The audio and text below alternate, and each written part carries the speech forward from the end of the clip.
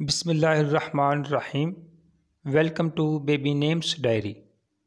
नाम है हमदान। हमदान नाम के इंग्लिश में स्पेलिंग है HAMDAAN हमदान। हमदान नाम की जिन्स लड़का है। हमदान नाम लड़कों का नाम रखा जाता है और हमदान नाम अरबी ज़बान का लफ्ज़ है।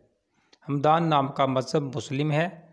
हमदान नाम मुसलमान लड़कों का नाम रखा जाता है और हमदान नाम का उर्दू में मतलब है अल्लाह ताला की तारीफ़ करने वाले।